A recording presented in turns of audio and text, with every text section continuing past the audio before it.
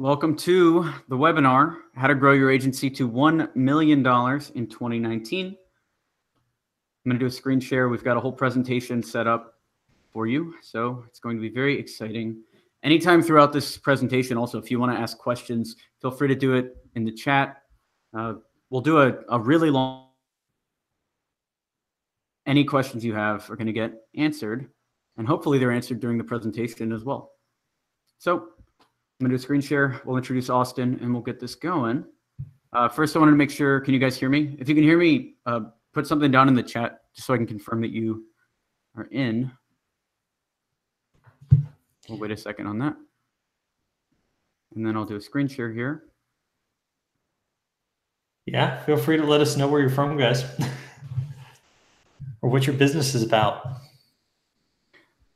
Let me intro Austin too, really quick.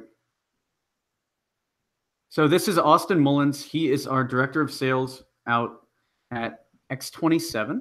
He runs basically all of our sales. He talks to agencies constantly, helping them sell, helping them succeed. He also runs an agency himself doing copywriting. Want to introduce yourself a little bit, Austin? Yeah, absolutely. So like Alex said, talk to agency owners all the time. We're always trying to, find out the best solutions. And of course, with X27, we're working with agencies of a lot of different sizes.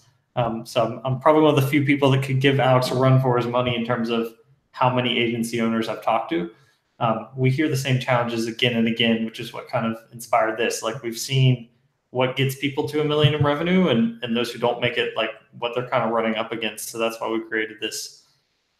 Yeah, excited to be here. I've sold a ton of, 6-figure deals and more 5-figure deals than I care to count. So happy to give some sales advice as well. Cool. Yeah, and Austin's been running our sales for, I think, about a year, maybe a year and a half now. And Robert was telling me this a couple of days ago. He's responsible for almost more than half of all of the sales our company's generated since we started. So this is a guy who knows his sales cold. So that's who we are. Step one. So let's actually jump in. So here's how to grow your agency to $1 million in 2019. Let's set it up. Let's do it. Step one, have a great service offering. Before you can grow an agency, you need a service offering you're proud of. You'll know you're there when people who aren't close to you say you're great, and you start getting referrals. Yeah, pretty basic stuff. But if you don't have, the great service offering in place, like, you don't stand a chance. Like, everything we're going to talk about it's marketing, it's sales, it's systems, but you got to have something great, valuable to offer people first, or none of this is going to work. So that's just kind of baseline. That's table stakes. It's table stakes, but it's also huge. And I think great service offerings are, it's not 100% obvious when you have it either. Like, there are a lot of web development / design companies that should just be development companies, or a lot of hybrid companies that should just be design companies. And one of the good ways, I think we talked about this on a webinar with Penji, one of the ways to tell what you're good at is where are you getting those compliments? Where are you getting those referrals? If everyone's referring you for your cold email, like they were for us, and not referring you for the other stuff, then we knew as an agency that cold email was the best. Where are you actually getting that feedback? That's huge to identify. Yeah, absolutely. And it's a good opportunity to identify where you can improve too, right? Like, that's what we had to do. We were getting referrals for cold email and not for other services. And so we stepped our game up with the other services, and now we get referrals for those too. So yeah, it can also help you identify your weak points. Stepped our game up with cold email too. Crazy amount. So differentiate your agency. This is huge as well. And actually I have some other more specific tips on this. To gain a competitive advantage, your agency needs to stand out from the rest. A few ways to do that: specialize in a particular niche, create a specialized process, build a personal brand attached to the agency. You want to talk on that a little bit? Yeah, absolutely. So as you can imagine, again, we've done this and lots of our clients do this as well. So specializing in a particular niche. One of the reasons X27 has been successful is because we carved out a niche that wasn't well served before, which was helping other agencies grow, the kind of cobbler's shoes problem. But we've seen that across a lot of, varied industries. Like, my agency works mostly with SaaS companies. We've seen, people that work just in the medical field or just in real estate, or at least they start there and then they expand out from there. And starting with a niche just makes it so much easier to stand out, because all your case studies are going to be applicable to the people you're going after. And, trying to kind of spread across everybody right at first isn't usually a good idea. You're going to get more traction by starting with a narrow audience and being able to speak directly to them. And then once you have a ton of work and you've proven yourself over and over again, you can always expand out. Like, it's not a trap. You're not stuck there forever. Specialized processes are huge. Like, having published processes and having the ability to name what you're talking about. If you can create the framework and the language that someone uses to describe the problems they're facing and the potential solutions they're looking at, that immediately positions you as an expert. So that's really powerful, and also gives clients a lot of confidence, especially when your case studies maybe are middling, or even if they aren't. It helps in sales to have a really well-defined process. Often that's a big part of the way we sell, is selling on the details of the process and how we've really thought everything out, and have a lot of documentation and training around that. And that's actually part of what we're giving away today, is our email checklist that we go through when we send out email campaigns. All of you guys that are attending today will be getting that via email. And we're there now. We have we have detailed training for all of our people. Creating a specialized process started. I still remember this day. I was just thinking about what I did for the first agency, the NYC agency I was working with. And I just sat down and I was like, all right, what are the 8 or 9 channels that worked for us? And I listed them out. And then that became version 1 of our X27 process. So creating a specialized process could be as simple as just writing a list down and then owning that and saying, hey, this is the thing that we do, and then working on that over time.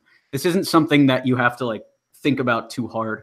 It's something you really can just launch with and then try and tweak it as people give you feedback in the market. Yeah, absolutely. And then building a personal brand, as you all can imagine, just having the two intertwine. Alex has a brand unto himself, but it definitely benefits the X27 brand. I've seen that also with agency owners like Anthony Tambulo, who runs Jacked, is great at that. Ryan Stewart, who used to run Weber's, was great at that. So that's well established in the agency space, that if you can build a great personal brand and then tie that in with your agency services, that's like a channel unto itself. And that seems like a giant thing too. But I saw this screenshot from 2 years ago where I had 500 subs on YouTube.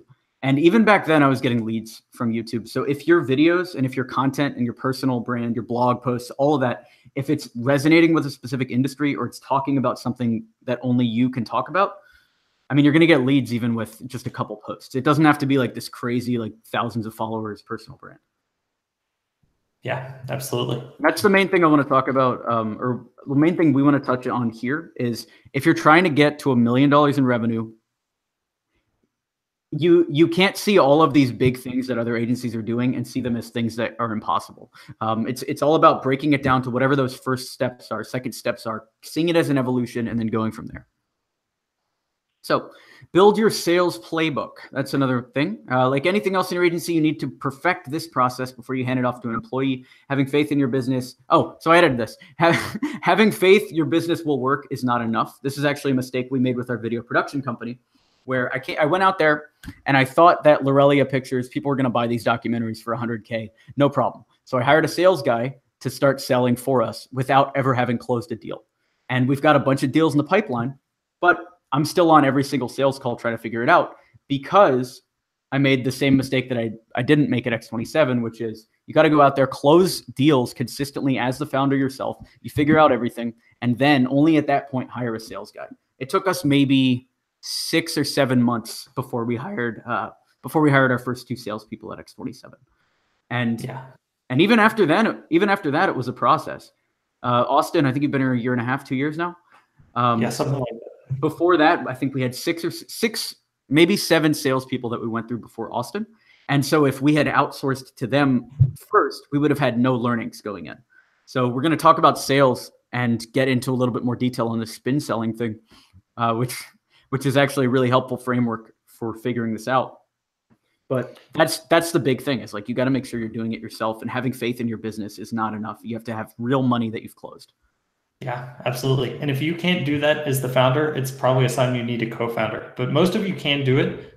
People get really hung up on that, but selling isn't that hard once you kind of get into it. And that's why we partially wanted to cover spin selling in this. The basics of spin selling, really, it's a framework for consultative selling. So rather than trying to force something down people's throats, we really believe in an approach. The reason our whole sales process starts with a free consultation, it really is a consultation. And so you come in, and SPIN stands for situation questions, problem questions, implication questions, and then need payoff questions. And the gist there is, first, you're going to start with what situation are they in. So you want to understand the context of the business, right? So you're going to ask things like, hey, can you share a bit more about your business? Who's your primary customer? What's your sales process like? What's the average sale worth to you? If you're marketing, if you're in a design, that's totally different. You're talking about, okay, tell me about the business, but then tell me about the role the site plays in the overall business. Is it revenue generating? Is it informational? Is it a web app and it needs to service, some part of the actual customer experience? From there, you get into problems. Let's hold on situation for a second. So the main thing that I like to think about with all these questions, it's cool that spin selling has this framework. It's really easy to pick up. I love spin selling as well. But the main thing to keep in mind with all of these questions is I don't like asking questions that I don't actually need the answer to. So for instance, if you can look at their website and identify 20 problems with their marketing off the bat, then I wouldn't ask them questions around that. I would ask them instead questions about their mindset and figure out why they have such shitty marketing. So, these change over time. It's not just like a set of questions. These are more as a framework, like it said, spin framework. Yeah, absolutely. And knowing when to break frame is kind of the key here, because when you identify that real pain point, if you just gloss over it because you're following a script, you're being a terrible salesperson. Like, you got to know when they've said something that obviously there's more behind it. You want to dig in on that, and that's where you're going to find those opportunities to make a sale quickly and make a sale that they're really happy with if you can deliver a solution around that. And so, yeah, from there with the situation, you jump into problems. So, what roadblocks are they hitting? Why is this not already working? Have they tried other solutions? And if so, why did they think those didn't go well?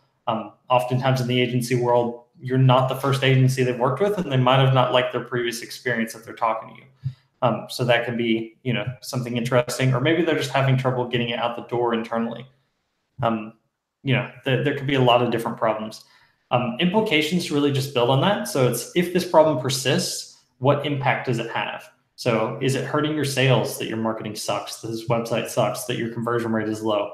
Are you being outpaced by the competition because they have a better mobile app than you do, or their design is leagues above yours, and when people see their packaging in a store, they're gravitating to that product? So you really, by focusing on the implication, you're kind of intensifying and making more real the problem that they're facing, so that they realize, okay, this is what this leads to if I don't solve this.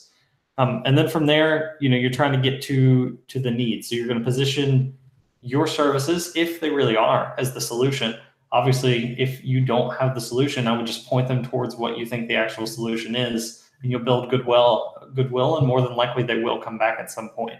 But if you're saying something like, hey, you said a new client is worth $100K per year to your business, and then you're positioning your lead generation or marketing services based on that average customer value, then they can start to imagine how that service more than pays for itself. And the same thing across, design, development, all sorts of things. Yeah, and part of that's positioning.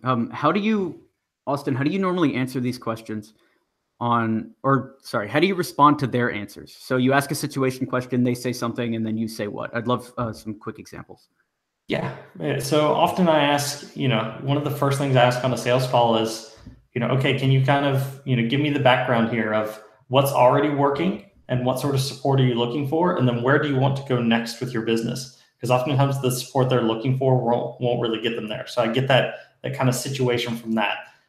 What we often hear is that, we talk to a lot of agency owners who have relied totally upon referrals to get to where they are. And some of them get to multiple millions just based on referrals, and they have a strong network. They're in a major city.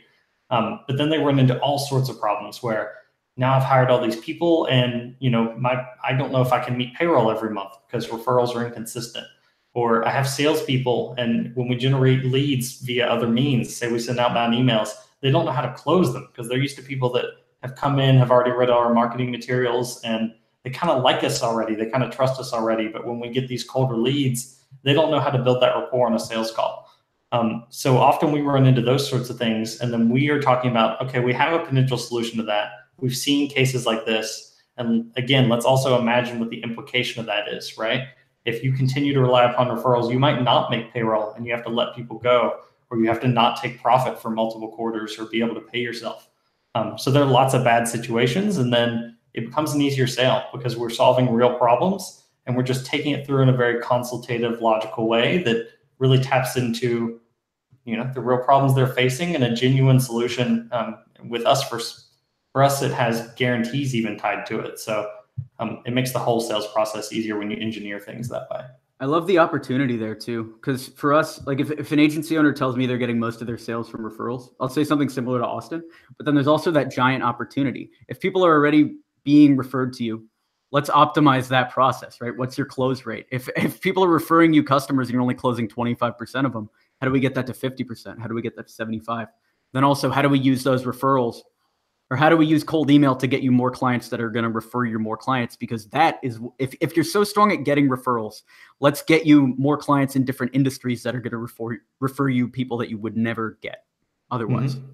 Yeah, and add stability like they wouldn't believe. Because relying on one marketing channel alone is dangerous, to be quite frank. 100%. I think the number is 70 or 80% of our 70% or 80% of typical agency clients come from referrals. And we all, like, that's been my mission this whole time, is to change that. And then the big reminder here is always have them agree to a next call. I've said this a couple times in YouTube videos, but normally it's that initial question and answer discovery call. And then at the end of that call, you want to make sure you have the proposal presentation booked and on the calendar. And then at the end of that call, you have the contract call booked and on the calendar. And we'll go through some closing questions and stuff if you got any questions around that later. But after this is discovery call. Then we move to the next step, which is proposals. And then Austin has some tips on the proposal here. Yeah, absolutely. So, throughout the, it might take you 2 calls to get through the whole kind of consultative spin process, make sure they understand everything you're offering. Some people have a lot of questions, so you might, run over the half hour you had scheduled or what have you, but eventually you get to the point where they're ready and they want to see kind of a formal plan of what you propose they do. Our big thing that we really push, and we do this with all our bigger clients that do millions per year, is we absolutely stress that you have to present proposals live. Now, this doesn't necessarily mean in person, but on a call like this, jump on Zoom, jump on Skype, jump on Hangouts, what have you. But we really think you need to present them live. And we go as far, we're really extremists in this regard. We don't even send the proposal over beforehand. They don't get to see it at all until they're live on the proposal call with us. And there's a few reasons for this. The first is that we get to control the timing. So we don't even send them the doc. We screen share the document and we're taking them through the proposal at the pacing we want them to consider it. So they have to think about everything that we're saying before we get to the end and get to terms and all that complicated stuff. So they actually consider our proposals in way more depth than they would with most people. The other advantage there is that we get to answer objections in real time. So if you just send someone a proposal via email and you sit there, you're twiddling your thumbs, maybe you're following up too quick because you're nervous about what they thought about it, that's not a great position to be in, because they might read through, object to one thing that you put in there that might not even be what you really thought. Let's say you wrote out X term and you wrote it out in an unclear way. If they just read that and they have an objection, they might just never follow up with you again. But if you're live on a call, chances are they're going to ask that question out loud. You can pause, address that point, kind of get their fears to be set aside, and then move on. Well, normally, if your proposal's in sections, what we'll normally do is after every section. So let's say we have the intro, and it outlines the first section of the proposal, outlines kind of what the problem is. So, hey, here's what we talked about on the last call. You guys are having trouble generating more leads, whatever it is. And then at the end of that, I'll say, does that sound right? Or do you have any questions on that or any feedback on that? And if they say no, almost always they say no, then we go on to the next section. So there's also that constant asking for feedback as well. So you can get those questions that they have. And you won't be able to have that if you're not doing it live. Absolutely. And another side note, even with responses, our proposals that we do these days, at the very beginning, we review what we've talked about so far, and we have multiple statements on what we've learned so far, and we get them to agree to all those individually. So they agree to, kind of our understanding up to this point. And also to go back to kind of sales psychology, they've said yes to us like 3 times in the first 5 minutes of a call, because they're agreeing, yes, that's the case. Yes, that's the case. And yes, I agree with that statement before we even get into what we're proposing. Yeah, it's also good training for new salespeople as well. Like I know, especially in the early days when I was first doing proposals like this, I would get the problem completely wrong. And like I remember a couple of calls, especially back when I was in New York, like when I was first starting, where the problem and the solution was so wrong that I asked them for feedback and we ended the call right there, and I rescheduled the call and we redid the entire proposal. So if I had just sent them that proposal, we never would have hit that. Sometimes your assumptions are so far, like you get better at it, I assume, but it's like sometimes your assumptions are so far off base, and asking those questions, getting that feedback, doing it live is an easy way to save deals like that. Yeah, and Alex isn't alone on that. I've had to do that before as well. Like you said, it happens less often the more you do it, but yeah, you can save deals sometimes that way just by catching mistakes early and just being like preemptively, let me go restructure this. I was off base. And I guess that's a bigger thing too, just being open with your clients and honest with your clients when you screw up. It's like a bigger thing that influences everything, but in the sales process as well. You don't want to be one of these sales guys that's just like promising everything. And we talk about that in a little bit too. Yeah. And then the other thing is don't let them skip straight to the price. Like if you email someone a proposal, 9 out of 10 times, what they're going to do is open up that document and start scrolling as fast as they can. And they're going to get to the bottom and decide whether they're even going to consider your proposal based on what they think of that pricing number. We want them to do the opposite. We want them to hear the reasons that you're including everything, the process, the value that's going to deliver for their business before they ever think about the price, so that that value is already deeply embedded in their mind. They're already envisioning what a successful scenario is going to be like before they see what it's going to cost them on the front end in order to achieve that. So that's, a huge part of it is you're going to increase your close rate just because people are actually considering your proposals. Whereas if you send them, a lot of people aren't. They're going to look at the pricing and make a decision based on that alone. The thought experiment I like is like, I bought my car at CarMax. And when I sat there at CarMax, they had this maybe 20 or 30 page contract.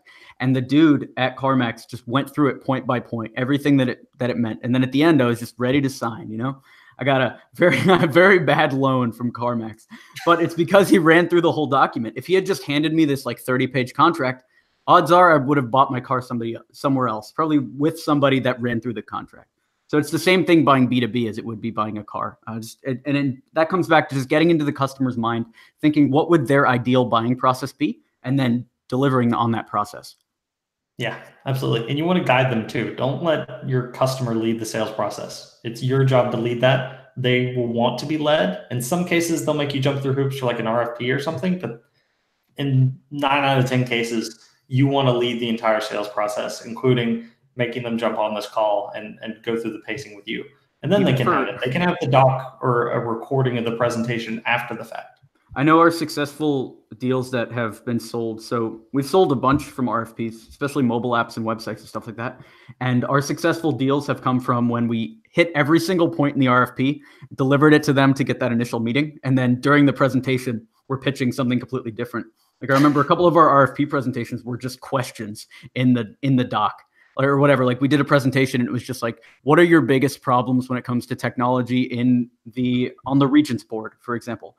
And it was just those kind of questions over and over again. So even with RFPs, you can kind of lead as well. So let's talk about the next thing, outbound lead generation. Yeah, this one's huge. Obviously, if you all have been following X27 for a while, this is kind of what we're known for, what a lot of people initially come to us for, and then find out we do a whole lot more. With outbound, we've got a ton of stuff on this, and we can send you all links to free courses that we have on how to do outbound.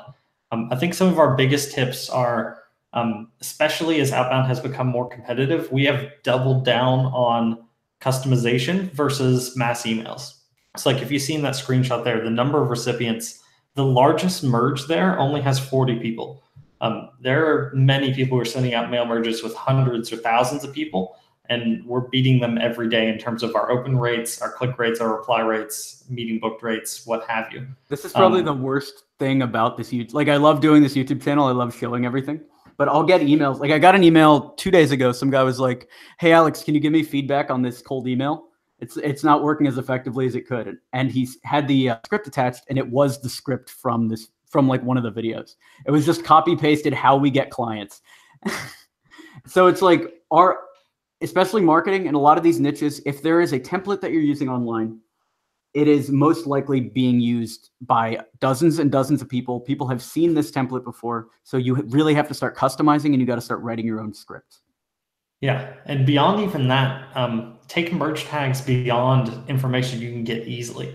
Like not only pull, something you can get from an information database, right? Their name, the company's name, their title, what have you, their website URL. But you need to go beyond that and do manual data entry to get the best results. So, one thing we like to do is custom compliments. We'll go to open up every single one of their websites and write custom compliments based on that.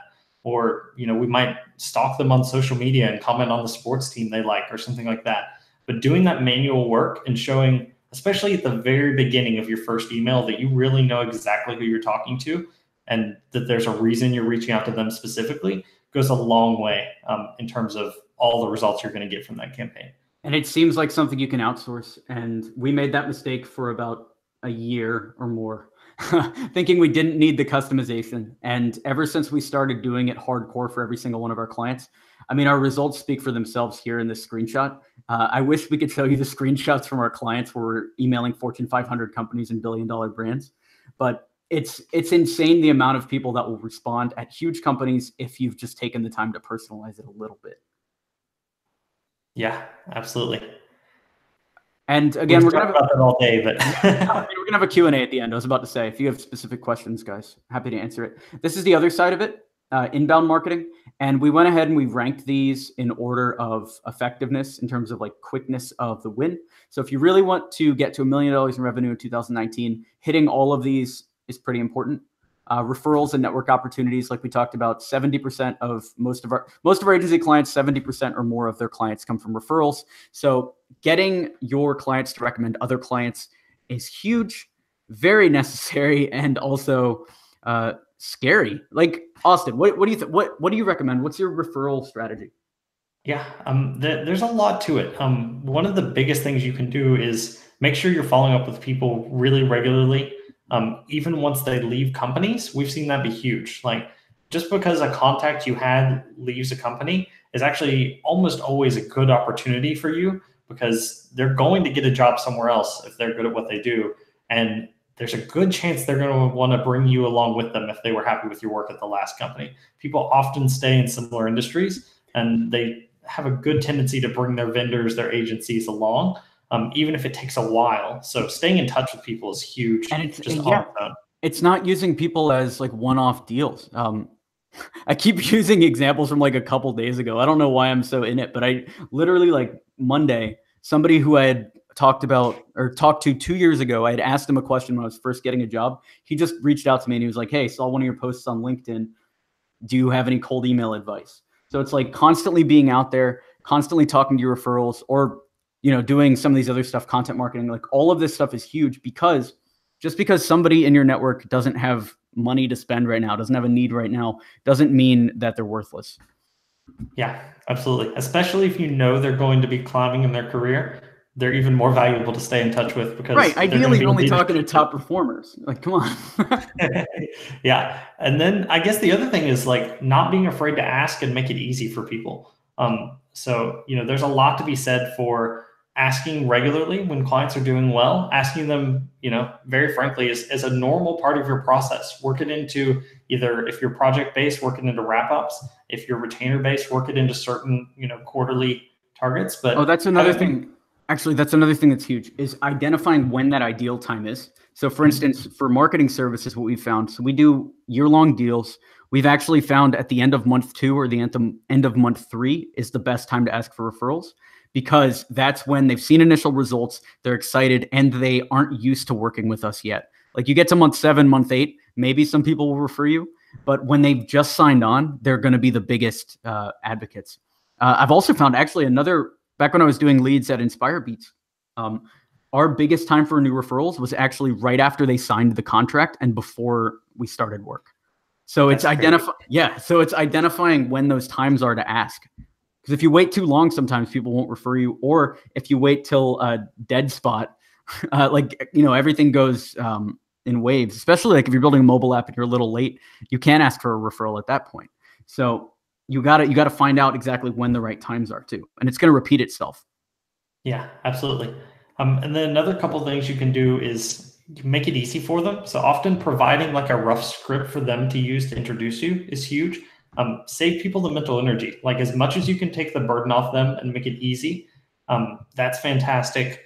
Asking them on calls if they can think of anyone is good, because people might kind of sit on the email. Whereas if you introduce that on a live call, that can be good. Asking for intros to specific people. This is kind of what LinkedIn is good for, is asking them if they really know, someone, or, if they work together, then they know them generally, unless it was a huge business. And so asking for if they know specific people well enough and if they'd be willing to refer you could be powerful. So all those sort of things, like make it easy for them. And then also put a little bit of pressure on them by trying to do it in a scenario where they almost feel obligated to reply. Another good time to do it can be, to collect testimonials and things, which is very similar, is to do it as a part of your normal process while you're delivering something else for them. So if you do like a post-mortem call and then also are interviewing and asking if there's anyone else that they think you should work with, that can be really powerful for them and for you at the same time. 100%. So that's referrals. And the reason why we're sticking on this, if you get used to this, your business is gonna grow. That's it. If you're good at what you do and you ask people to send you new clients, that is the easiest way to get to $1 million in revenue. I know we have a couple happy clients that have recommended other people to us, and it's always a good feel, right? How easy is that sale, Austin? Usually, those are dream leads. We love those leads. Those are the easy sales because they come in, and the level of trust being recommended by a third party, especially a peer of theirs, is incredible, especially from one agency owner to the other. Like, it's kind of crazy how much easier it is compared to an outbound lead. And that's actually why we recommend doing outbound first, is because if you get used to doing sales in easy mode first, outbound sales seem really hard. If you do it the other way around and you get used to colder leads first and you learn how to sell those, and then you get these leads that are halfway sold already, you just close the deals super fast and get bigger deals because you're like, man, like they already love us. And when I start to build rapport, they, feel like they're my best friend. Yeah, it's amazing. Second thing is, and then the last point I wanted to make on referrals is have that systematized somewhere, because a lot of agencies, what I found is they'll ask for referrals when they're out of clients or they're hurting for money. Then they'll go out there and they'll like beg their clients for referrals. You want to be doing it constantly, or at least at a certain time, like maybe once a month, once a quarter, whatever. That way you don't seem desperate when you finally need them.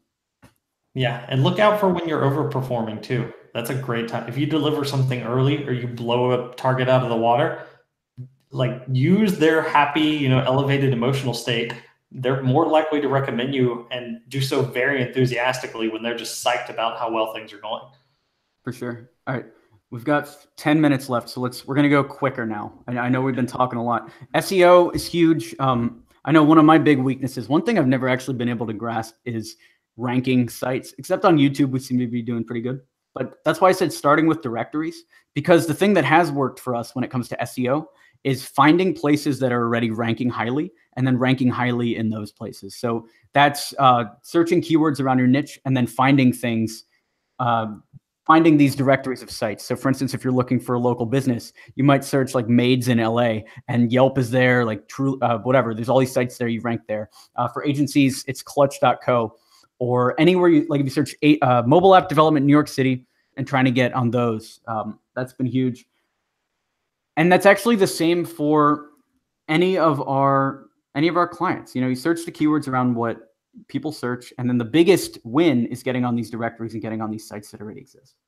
Yeah, that's the fastest win. Traditional SEO, you got to start with the research. So you got to do keyword research, assess the competitiveness, look at the backlink profiles of who's actually ranking for these terms, and then look at the content quality that they're using to get those backlinks. And you've got to do it very deliberately. You've got to look at how authoritative your domain is, which you can do using a ton of SEO tools, and then benchmark that against, okay, your site is less authoritative, you're going to need better content and more and better high quality links to go and rank for the same things. So start to work your way up the chain. Start with stuff that's, maybe a more niche long tail search, but it's not as competitive.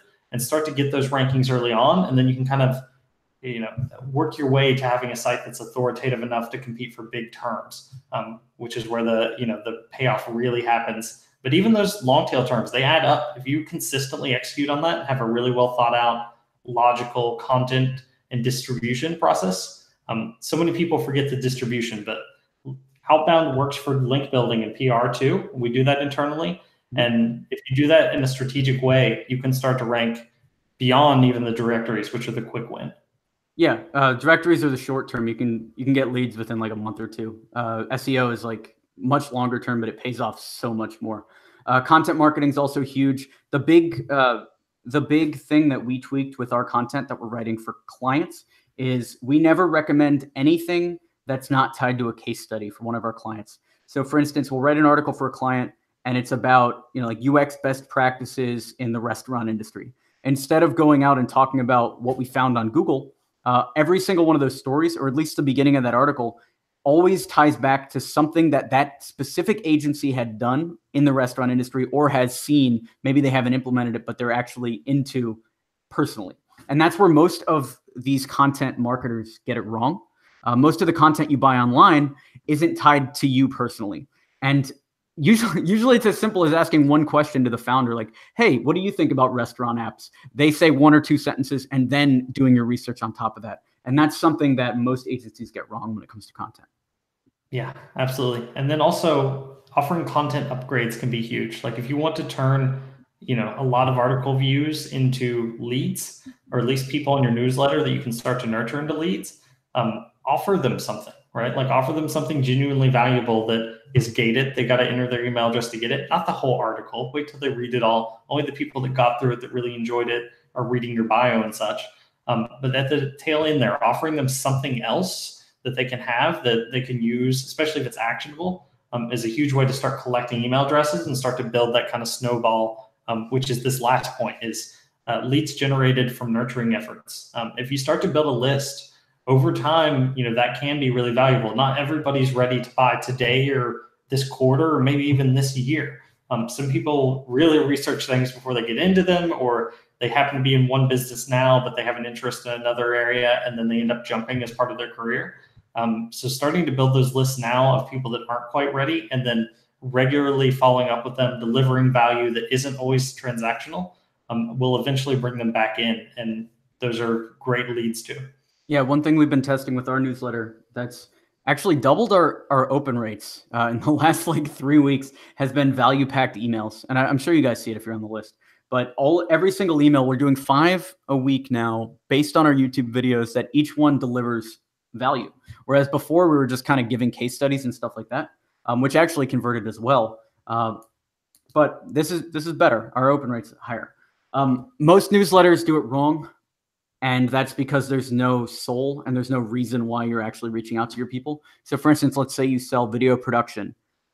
One newsletter thing that most agencies would send out would be like, hey, we just got into this film festival, or we just won this award. That's okay. I think a better sort of newsletter to be sending out would be, hey, here are the takeaways from our last project. So 1, we just closed the project with this company. Here's kind of what's going on. And here are the takeaways. Very natural, but it actually serves as a case study. And somebody who's reading that can learn more about their video production project, things to look out for, stuff like that. So it's really delivering value and like going all out, delivering way more value than you think is even necessary. I concur. Let's keep it moving. I'm just so mad at most people's newsletters. Events and speaking are huge too. We generated a bunch of leads for Inspire Beats. I was just speaking all around the country, like WeWorks and stuff like that. There's a bunch of videos we've released on that. I'm still all in on events. I think the biggest win, if we're just going to give one point on this, because we're almost out of time, is go to events where your target market is. And I know that sounds stupid, but so many people don't do it. So for instance, let's say you sell marketing services. If I was to ask you, hey, what event should you go to? 9 out of 10 agency owners would say, oh, I'm going to Digital Marketing World or whatever.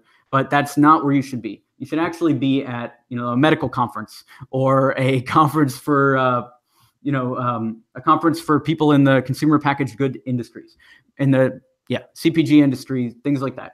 The right type of events to go for are the ones where your target market is, not where other people that do what you do are.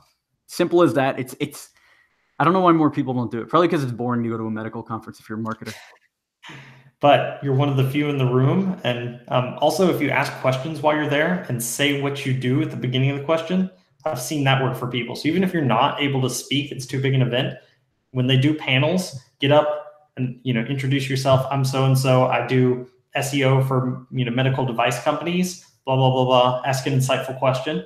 People will flock to you as you sit back down or after the conference, because there's so many people that need that but don't know people that specialize in it. So this is another place where niching comes into play. Yeah, if you go to smaller conferences too, like one big conference for us. We got a lot of leads from HustleCon. We also got a lot of leads from SumoCon a couple of years ago. And those are small conferences, but we were one of the few guys that did marketing for digital agencies. So if you say that you have a strong niche, let's say you are at a medical conference, hey, we do SEO for medical device companies.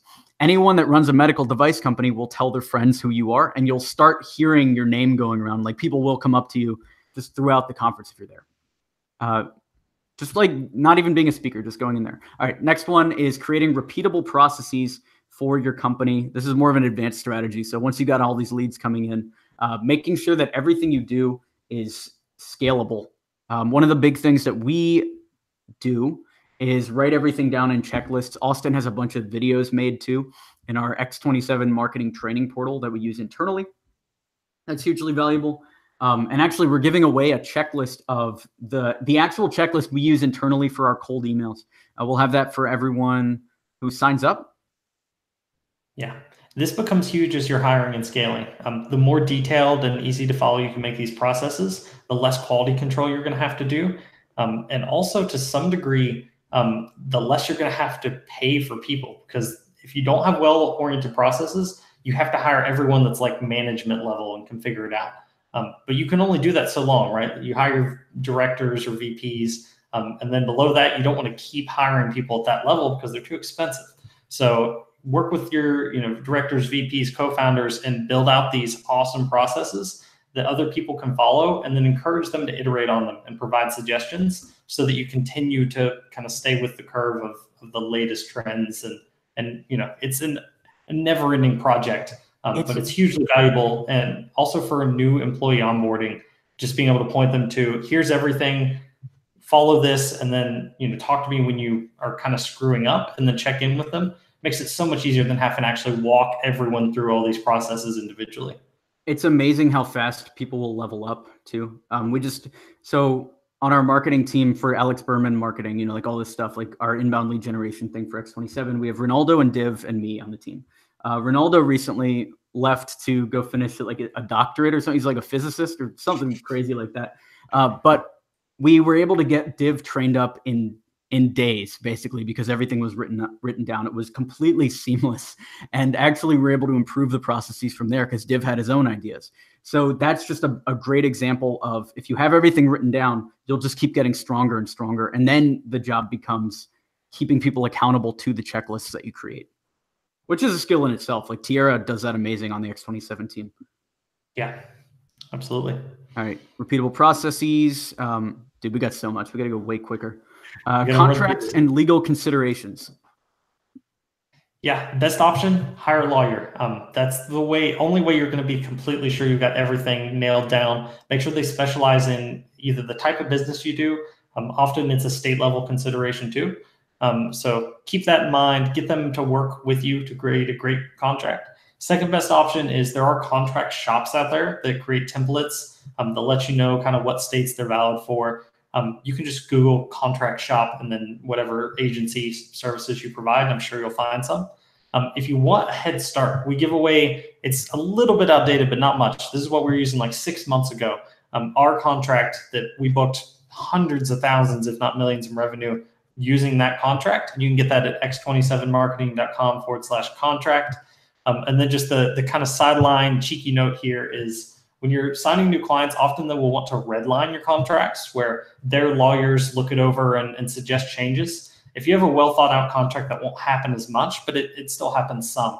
I would treat that as basically free legal consulting to some degree. Now, you have to did read over it. You have to make sure what they said is reasonable, but often they'll point out actual improvements, and we've improved ours based on other lawyers' work that we never paid for. But once we read it over, ran it by someone else, we're like, yeah, this should be part of our contracts. So this one at X27 marketing / contract is written by a lawyer, but what we were using before was just a 1-page document that I just kind of riffed, and then people were signing it, and then other people would be like, hey, do you have any insurance? And I was like, what insurance do you need? And he's like, you got to write that you have these 3 insurances in the contract, and then I would just add that to the contract. So it really was just like a working document. Although from a legal point of view, please hire a lawyer. Do not use our contract. Yeah, it's a good starting point just to know kind of what should be included. All right, hiring and training talent. Normally we start with a test month. I think even Austin, you were what, first month at half salary? 2/3, but yeah, still 2/3 your salary. Yeah, it's test month. I usually try to hire 2 or 3 people at the same time to do the same job. We were just testing video editors. We did that, worked really well.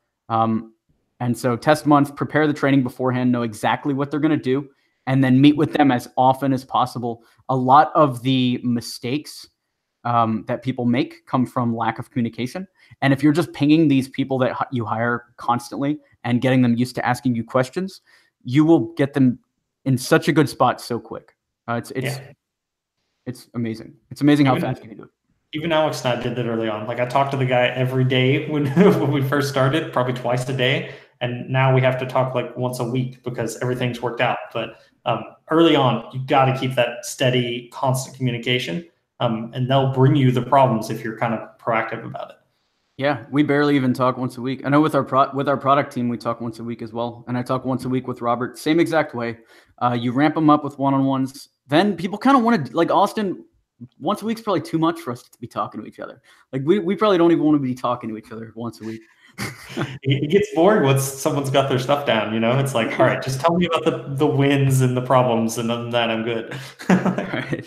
So let's talk about, this is a couple advanced stuff here, a couple things that are advanced, and then we'll get to the other thing. So retaining clients, a couple things that are huge. Proactive communication reduces churn. So whenever you're messing up, telling them you're messing up, like, hey, I sent this email that has a typo in it. We're sorry, we're fixing it. Just wanted to let you know. Things like that. Like whenever you mess up, tell your clients about it before they find it out. Also, following up with them. Let's say a project's taking a week longer than expected. Saying that as soon as you know that, hey, this project's taking a little longer than expected. Sorry, we're going to get on it. We're working on it right this second. If clients have to follow up with you, every single time they have to do that, I mean, you're just putting yourself on shaky ground that they're going to churn. Yeah, if they're asking you, that's a problem. And also, like, if you have something that's going to take a while, try to find something else to send them in the interim. Audits are really good for this with like SEO. Teardowns are really good for website stuff or wireframes even. But the more you can send them and just constantly be sending them stuff, the less they're going to kind of wonder what you're doing. And if you communicate with them, kind of showing your work the whole time, now you got to control it too. You don't want tons of feedback on early stage stuff that's not even done yet. But there's a balance to be struck there. And if you're sending them a lot of high quality stuff that's useful, they're going to be a lot less likely to kind of be breathing down your neck, asking what you're doing. And all three of these next ones are kind of the same thing. Great results reduce churn, good contracts reduce churn. And if you can negotiate long-term contracts with realistic goals, that's huge. That actually goes back to the first point too, which is, if you tell a client something's going to take 2 weeks, the client's going to expect it to take 2 weeks. If you tell them it's going to take 2 years, they're going to expect it to take 2 years. You really frame that whole thing. Like for us, we do year-long contracts, and we're very open about how many meetings you should expect 3 months in, 6 months in, 9 months in, 12 months in. And it's an exponential curve that starts really low and then gets to where it needs to be by the end of the year. So, and we came up with that because we found that setting our goals like that actually makes clients happier because they're not expecting, $1 million in month one or anything like that. So the more realistic you can be with your predictions, the longer your clients are going to stick around. And I know we've seen a decrease in sales ever since we started being more honest, and it kind of sucks, but in the long run, it's been better because our clients are happier and our clients are sticking around a lot. Like we used to close so much before we knew that things take years and stuff to really kill it. Like we had a couple sales guys before Austin that would just kind of promise the world, and they're not with us for a reason anymore. But we found that people would close when you say that, but they do not stick around. And actually, it shoots the company in the foot because you're either going to have to refund them or you're going to have to work for free for a very long time. And that just uses up resources. Like it really sucks. So not lying up front, being realistic up front with your clients, even to the point where it hurts you that you're not as good as you want, right? Like I would love to promise we'd get, 100 new clients for somebody in the first month, but like that's so far from reality that, it's never going to happen. Yeah. Being realistic. And then if you meet those realistic targets, like people are going to be very happy. And even though our close rate has gone down, we slowed down our closes because we're more selective and we're, as honest as we possibly can be. Our churn rate has also dropped dramatically. So our revenues actually increase over time because we have long-term contracts, so we can predict our revenue, and our goals are realistic, so we actually hit them. And like thinking about those, I see a lot of newer agency owners that want to build this big agency, but they don't even use contracts. And it's like, man, half your clients could leave tomorrow if you don't have them in a contract. So you can't really afford to be hiring new people because you might have to cut half your staff. Well, that's the interesting thing too. You negotiate, you close your first few on realistic goals. All of a sudden, you have the resources to get better and better, and so your realistic goals will become more and more impressive over time. Yeah. All right, let's keep going. High ticket sales. Let's talk about this. So you're going to need more polished sales materials to get into the enterprise. That means not selling off of a Google Doc, unfortunately, if you want to break into the enterprise. Sales will also take longer. 6 to 12 months is usually what I say from initial contact to close. There are more decision makers involved, and you need to build authority by sharing your worldview and positioning them within it, meaning your worldview, not the worldview of SEO as an industry, right? Like not saying stuff like, hey, here's what the top SEO experts say. Instead, saying stuff like, hey, we've worked with a dozen clients and this might be what the experts say, but this is actually what works and it's a little different. Yeah. This other thing, you need a proprietary system if you want to break in. So again, not selling SEO, but instead selling, here's how we rank e-commerce companies on Google to generate more sales, like something that's specific, and actually having other things based on case studies to throw. So for instance, I was just talking to a consulting client who was selling SEO white label. And one of the big wins that we found for him was he actually used to run an e-commerce company and he got most of his sales from Facebook groups. So now he goes in being like, hey, I can generate you sales via Facebook groups. And also we do all the other SEO stuff that everyone else does. And that sells a lot more.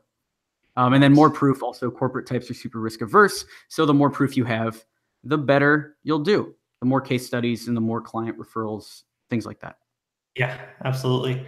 And as we move on to the next slide, this is an example of kind of positioning the worldview. If you want to go to that slide, Alex, this is a software company, and this is one of their opening slides where basically they show they're positioning kind of the evolution of the marketplace they're in. So it moves from products to products and services to customer centric, then relationship centric. And they're actually a payment processing company that focus on subscriptions.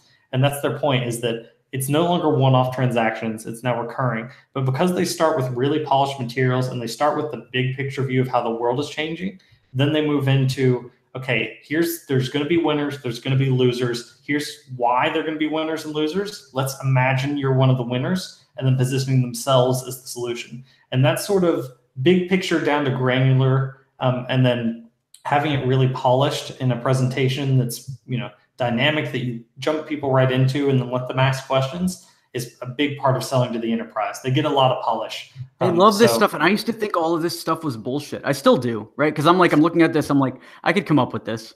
But the fact is, Zora thought of it and put it in the slide deck. And that this is what the enterprise likes to see. They like to see polish. They like to see that you've thought things through, that you have a big idea that you're trying to share. All of that increases your close rate.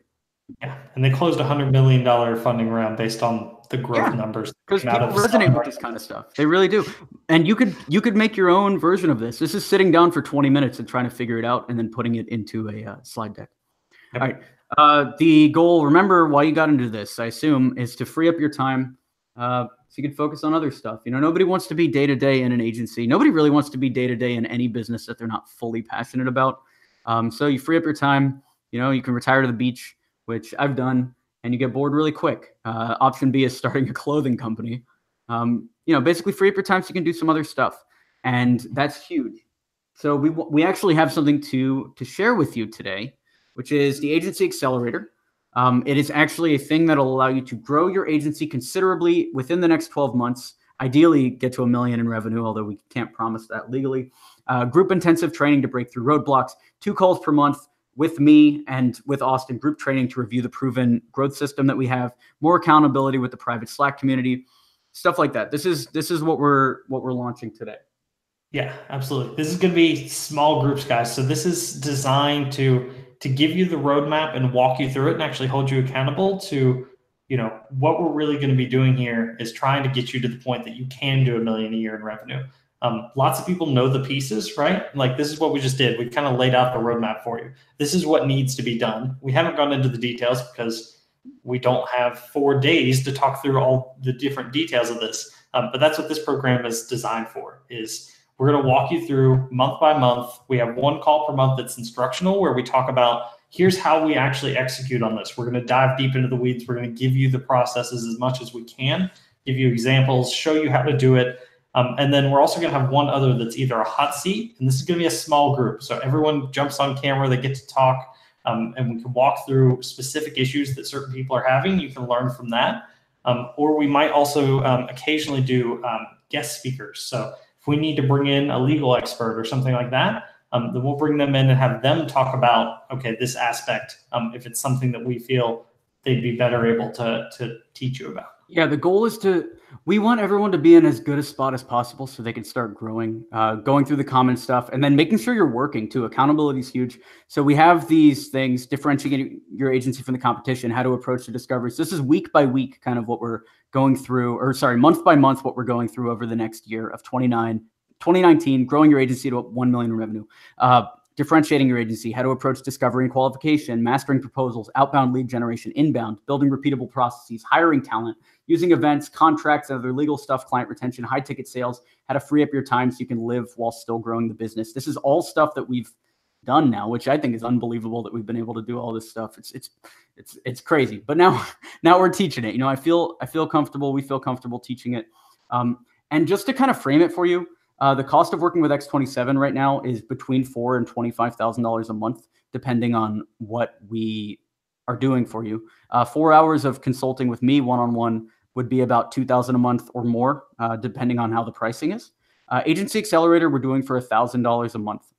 And that's one-on-one time with me. That's group time with me where you can hit me with Q&A questions. That's accountability in the Slack group. That's Austin and other people on our X27 team. Robert, our CEO, who also runs a digital agency, has been doing this for almost a decade now, working with huge companies. He's going to be in there. So a lot of resources for you to hold you accountable, a structured process that is going to get you, or that should ideally get you to that $1 million mark. Yeah, or at least get you to where you're ready, right? Some people go faster than others, but you should, if you're not ready to exponentially grow, this isn't for you. In fact, we've got a landing page here, so you can apply now. It really is an application. Not everybody is going to get in. We have to actually believe that, you're ready for this, that you have a good service offering, you're ready to invest in this, you're ready to participate. And if you're not ready for that, then this honestly isn't for you.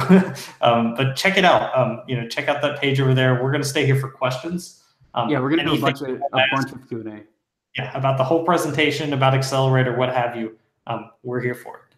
Yeah, this is for a lot of those people that I know I have a ton of people that have bought maybe one consulting call, and then we've written their emails together. We've gone through everything, but then they're having trouble sending the emails, or they have a bunch of questions throughout. They want a lot of this detailed feedback, or they want way more of a system, right? A lot of our consulting is question and answer, kind of like what the end of this webinar is going to be. If you want an actual system that you can follow to get to where you need to be as an agency, Accelerator is the place to get that. And then it is still time, my time. We're putting a lot of time into the stuff that we're creating for this. And this is going to be information that might eventually be on the YouTube channel, maybe in like a year or two, but this is like up-to-date stuff, in-depth stuff that we probably shouldn't be sharing, honestly, about what's working and what's not working. Yeah. We've never offered something both this comprehensive Like, I mean, we do this stuff for our, you know, clients, but even they don't get the full story behind exactly what we're doing to implement it internally. You know, we do some of this in our marketing reviews, which cost almost as much as a year of this. So if you really want to build this, you want to grow your agency and you want a streamlined process to get there and a lot of accountability to make sure you're actually doing it and help along the way when you run into roadblocks, this is for you. You know, if you're serious about growing. Yeah. So check that out, x27marketing.com/accelerator. We'll do Q&A. Guys, I know you've been asking a bunch of questions this whole time. Let me turn this off. x27marketing.com/accelerator.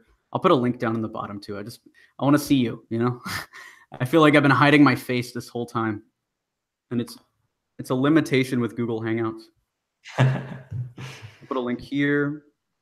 I'll put Check out that Basquiat-esque hoodie. Here. What's up? Oh, you like the Basquiat? Yeah, man. We're crushing it. It's fully embroidered. All right, let's do questions.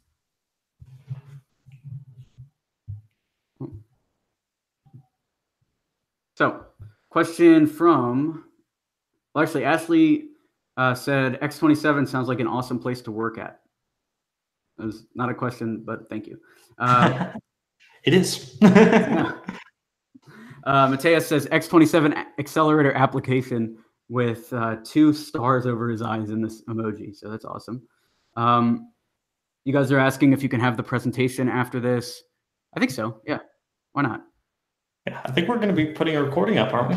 Yeah, we're going to have a recording too. At least a private recording for you guys, and then maybe an edited down version so we can get rid of the ums and ahs and stuff like that. Okay. Mateus says, mostly my proposals I present through Skype. Do you use some tool to share the doc? Usually I'll use Skype, or I'll use, we use Zoom a lot over here. Yeah, we use Zoom, and right now we're using Quiller for our to create the docs. But those are the 2 tools we're using. Cool. Yeah, Quiller, I love, and I actually did a YouTube video about it. It just makes everything look nice. Mateus also says, how many case studies do you recommend to close high-value clients? All you need is one good case study in the industry that you're selling to. So, for instance, we used me as the director of marketing at that agency in New York City, closed maybe $1 million worth of stuff, maybe more. So it's like you just need that one good case study, and that begot a lot of other case studies. If I'm going to be a human dictionary over here, that led to a lot of other case studies for us. So you really just need that one super relevant case study. You can go with it. Mateus, I think newsletter forces specialization, which is good. You can filter your services using the public response to the newsletter. I agree, although I'm not 100% for feedback, and using. I'm not for using everything people tell you. I think even if you're getting hate, you can always improve. Basically, go with your gut is what I'm trying to say here. There is some larger to focus on like surveys and such. Right, and that's all stuff that I'm a very resistant guy. Like I think I said earlier in this webinar, like SEO is just not something that's worked for me. And I've tried to learn it and I've given up. I think I've said this on another webinar, like paid ads. Our agency does it. I've had people that are very good at it.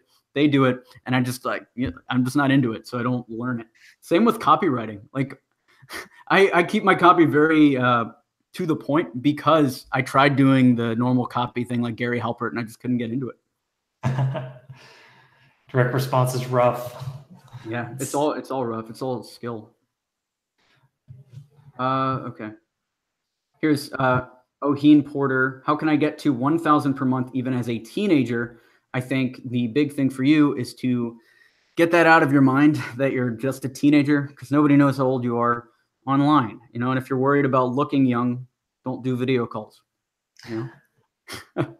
Or do, like, if you know what you're talking about, like, don't give them time to call you on that until they've heard you say some really intelligent stuff. And then, like, who cares? Like, honestly, like, people don't care that much about your age. They care that they're going to get a high quality service and that's going to be consistent. So if you can show both of those, like, even if you have to do like some free work first, get that great case study first, like, if that's what it takes, that's what it takes. As far as 1K per month, that's like one client for any sort of retainer service. Yeah. So the way I like to think about it, it's like a salary, basically. So let's say they hire somebody for $4,000 a month to do social media for their company. If you are an agency and you only charge them $1,000 a month, that's a no-brainer for them to pay. You only see $1,000 a month as a big deal because you haven't made it before. If you go back and watch the Make Money Week thing, I thought $100 was like an impossible goal. $100 in 1 week was an impossible goal back then. All of that breaks down when you start actually making money. So that plan, how to get to $1,000 a month as a college student or as a 16-year-old, I mean, the big thing there is pitch people, and then you'll figure it out pretty quick. Yeah. And our agency is made up of like mostly young people. Like, do we have anybody? We have like one person who's over 30. Like, we had a 40-year-old. Actually, we had two 50-year-olds. They both churned. Yeah, as of right now, I mean, our agency is pretty young. It doesn't hold us back because we know what we're doing. It won't hold you back either if you know what you're doing. If you don't, go focus on that first. Like we said, that's table stakes. Really get good at the craft first. You've got time, so either you can continue to get there. Well, my test recently for how to know if you're good too is just to put your head up and see. Like recently, I submitted a bunch of designs on 99 Designs, and I got temp banned. Dude, they banned because my designs were terrible. But I would never have known that if I didn't submit to 99 Designs. I put my head up. Same with our TV show. We've been trying to sell a TV show now for a year, and every time we put our head up, people were telling us no, or they were not responding. Now we're meeting with people like at the largest agent, like people are actually responding to our emails and stuff. A lot of this is like just keep putting your head up, keep pushing yourself through the door and testing that your skills are good enough to sell on the market. Because like Austin's saying, master your craft for sure. You know, he's saying master your craft, but actually in order to sell, especially in order to make your first 1,000, you don't have to be nearly as good at what you're selling as you think you do. Yeah. I mean, if you're a few steps ahead of them, you're an expert in their eyes. So we get trapped in these bubbles of people that know what they're doing. That's not everybody. There are plenty of people that don't know, especially in the small business world. If you're selling to small business owners, a lot of them don't know much about digital marketing in any means, the media side, the marketing side. So if you know a decent amount of that and you've been studying it for 6 months, you're way ahead of them. And there's also stuff like your wins are a lot smaller to you. So for instance, I just had this dude on my podcast who has a zine, like a paper skate magazine. And he was like, why do you even want to talk to me, man? I only have distribution in 10 skate shops. And I was like, dude, I have distribution in no skate shops. Like, of course I want to know how to do that. So things that you take for granted are interesting to other people.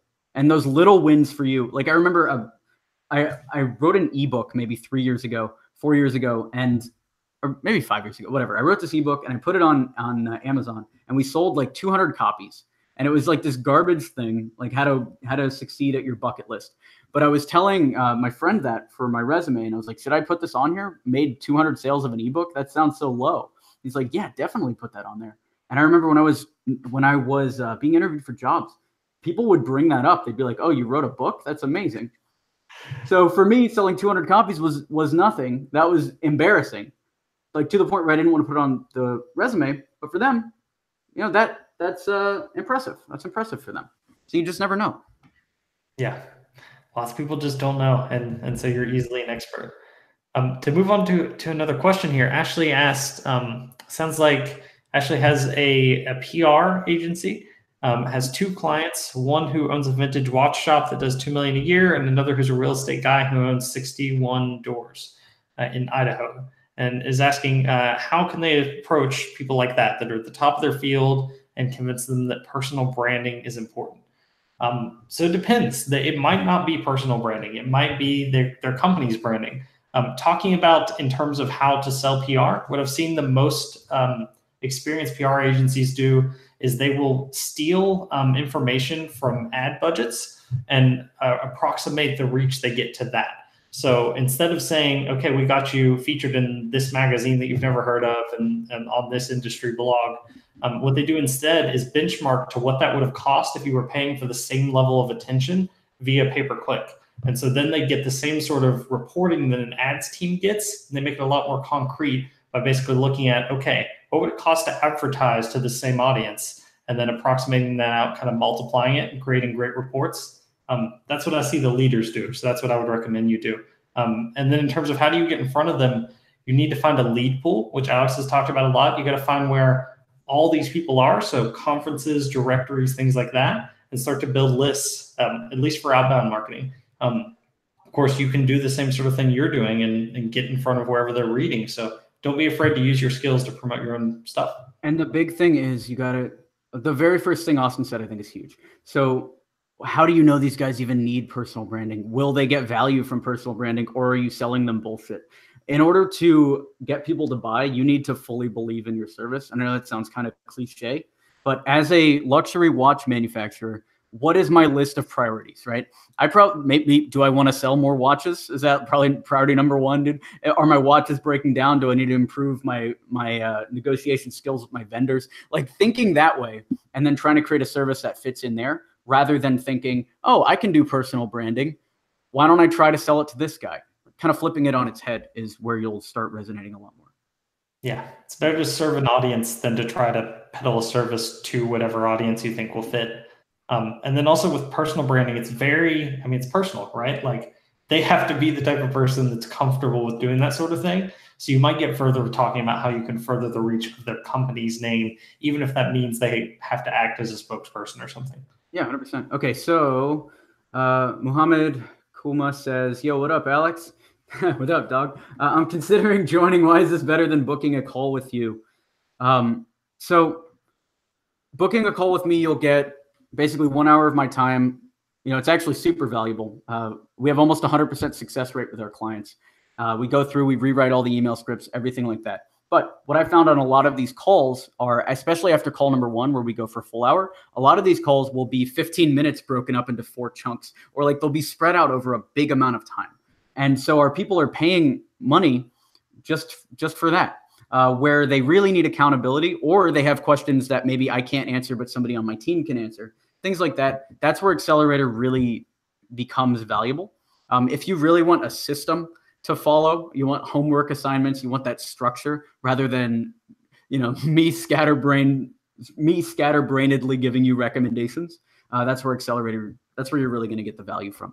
And it's me. I mean, it's not like you're not going to have me there doing this exact same thing for you.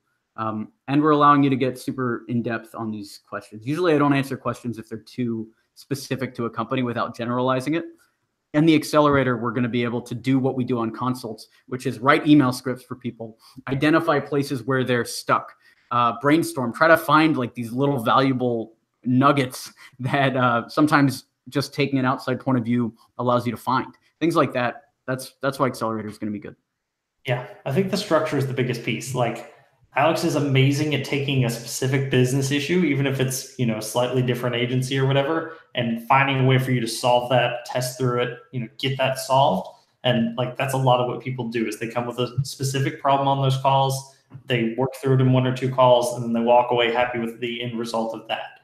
But this is for people that need that larger roadmap, that they need to grow their agency, and they want kind of the step-by-step, let's walk through the year, let's build all the pieces that it's going to take to get you there, and you're going to get guidance for all of them, which, as we pointed out, if you're doing, you tried to do the same thing with just Alex, and we're buying a ton of consulting calls, it would actually cost you at least twice as much, if not more. Yeah, for sure. And we're going to get other stuff. Like, for instance, Austin's really good at talking to agency owners. He's in it nonstop. So there are other insights, and he has a different brain, different experiences. So he's in there, Robert's in there, maybe even Tiara's going to get in there, our project manager, who also runs a design agency. Maybe she'll be in there sometimes. So it's like all of these people have deep experience in this niche, plus everyone else who's a member of Accelerator, by definition, is an agency owner on the same path, to getting to $1 million in revenue. So it's like those people are also going to be dealing with the same stuff. So that's probably the biggest value here. All right, guys, any other questions? I'm down to just kind of sit here if you guys have anything else.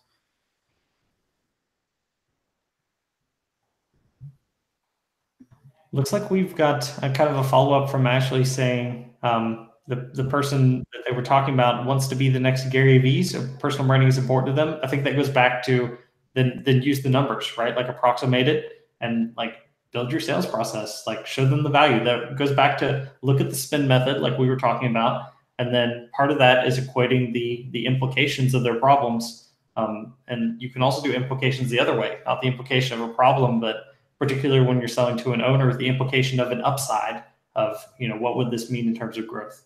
Yeah, and part of it is like he wants to be the next Gary Vee. Dig in with him about that. So like, why does he want to be the next Gary Vee? Because he wants to sell more watches and he thinks that's the most effective thing? Or does he want to sell a TV show? Does he want to be a celebrity? Like, what does being the next Gary Vee actually mean to him? And if you dig in with him a little bit, you'll find what the actual thing he wants is. And then you can do that thing. Because becoming the next Gary Vee is not a business goal. Yeah. Although he's a great example of how personal branding can help build an agency. Yeah, for sure. After 15 years, 10, 15 years of doing it every single day, it'll work. I think that qualifies as an overnight success, doesn't it? Oh, man. I've been following him for so long. I was never too into wine, so I didn't really get him on the wine library stuff. But all of his marketing is on point. But yeah, even for that, let's say your guy wants to sell more luxury watches and he wants to be the next Gary Vee because he thinks that's going to help him sell watches. I would say record a bunch of videos at once, right? Sit down for 3 hours and just have him riff like, hey, this is the Invicta, whatever the fuck, and this is why it's good. And just have him do that for, whatever hours, and then publish that over a very long period of time on YouTube. But becoming an influencer takes forever. Like, we're only at 20,000 subs right now, 21,000 subs. And it's been 2 years of us making 3 videos a week, and it's not like that is a bad thing. I'm super comfortable. Like, maybe I'm scared how comfortable I am sometimes, I feel like we're doing really good for ourselves. But to become someone like Gary Vee, millions of followers, or even like Joe Rogan or whoever, that is a 10, 20-year journey. So trying to sell that is figure out actually what you're trying to generate, and maybe some results you can generate in 3 months versus trying to become the next Gary Vee, which is almost impossible to do in 3 months. I don't know anyone who's started and then become famous that quick. Yeah, not with any substance. Even sports start, like you're signed to, let's say you're signed to a college basketball team, you're an instant celebrity, regular basketball team, instant celebrity. You trained in college for that whole time or in high school, like you're training your entire life to get to that point.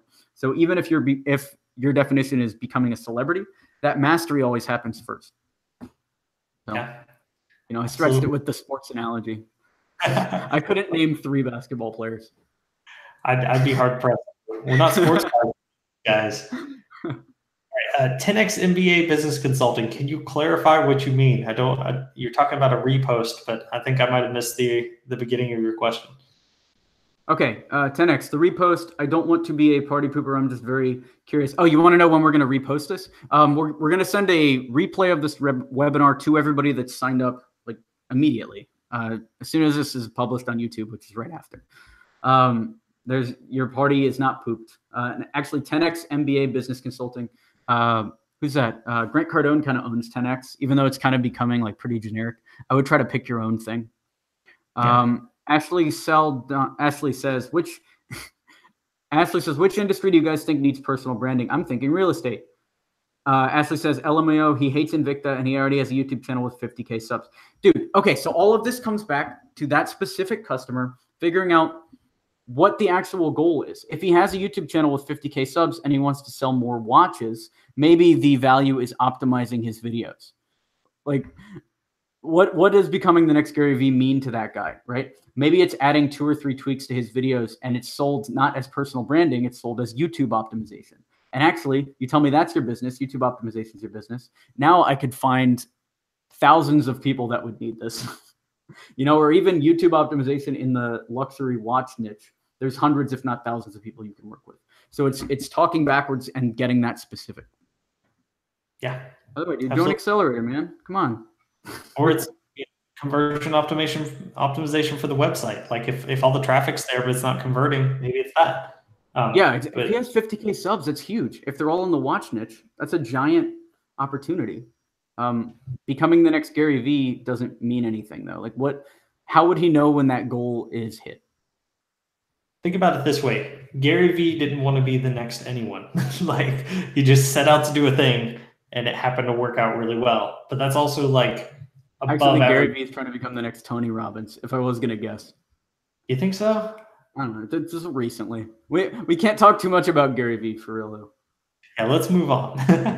All right, Ashley, his goal isn't to sell more watches. Of course, he wants to sell watches, but he wants to become a business mentor, guru kind of guy. So what does that do? All right, we're going to end this call. But what does that look like, right? What does being a business mentor, guru type of guy mean to him? Is that consulting clients that are paying him $10,000 a month on the regular? Is that groups of students asking him? Is that X number of speaking gigs a month? Like whatever that is, that thing's what you're selling, not becoming a business guru. That might be the promise. But if you don't have those goals to back it up, you got nothing, like what are you going to sell them? So this is what I was talking about though with the specific questions. This is the type of stuff we ask and answer on Accelerator. This is the type of stuff we do on consults. So you guys are getting free consulting right now, which I love. Dude, Ashley, keep it coming. I just don't know how many more of these I can answer that are so specific because I just don't know if other people are getting value from them. Muhammad says, this is the last question we're going to do. How do you personalize emails at scale? Muhammad, I would look up Alex Berman first lines on YouTube. I did 15 first lines, and I actually approached 3 different LinkedIn profiles, 5 different ways each, and we went through exactly how to personalize them. To personalize at scale, what that's looked like for us is training our team how to write first lines. And that still means we're spending 4 to 6 minutes per email. But the results are so much more than if we had just spammed a list of people, especially when you're selling to the enterprise and you're selling to people that know what they're doing. Yeah. As a general business concept, scaling things that aren't scalable is what's actually valuable. But what you're looking for are highly customized merge tags. And like the tips we have there are learn how to write them, train someone else to do it, use open multiple tabs extensions so you can go through websites faster. That's about it. Like you're still gonna have to do a lot of manual work, or someone's going to have to. Yeah, and that's something that I always thought that we could avoid, and we couldn't. Like I always thought that we could always make up for lack of personalization with scale. But let's say you're selling to the Fortune 500, even if there's 10 leads at each company, that's 5,000 people. That's one email list if you're spamming. That's one send. What are you going to do for the next 5,000? If you really want those high value clients, the only way that we've found to do that is to personalize at scale or personalize, and then you can do it at scale. But even our scale, I think is 40 emails, 50 emails per client per week. Like it's not even that many emails that we're sending, and we're able to get these results because we're personalizing so much. So it's not even like that hard of a thing to be doing. The big thing is consistency and then learning the skill.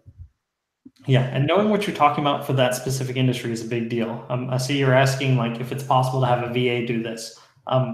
Kind of, it depends on your definition of VA. So like a really cheap VA, no way, not going to happen. They don't have the skill.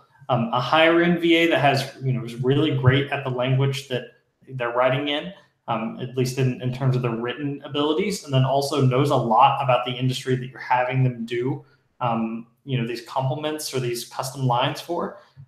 That's the key, is because if you put someone that doesn't know the industry at all, they're going to say things that are very face value that they don't know what they're talking about. So in order to have anything that's at all insightful or at the level that people are actually going to want to respond, there needs to be some knowledge there, which means you're either going to have to invest a ton in training, or you're going to have to hire someone to do this that kind of already knows what they're talking about. We really appreciate the questions, guys. If you're ready to grow your agency in 2019, apply x27marketing.com/accelerator. We'll see you in there. All right. Thanks, everybody. Thanks a lot. Take care, guys. Bye.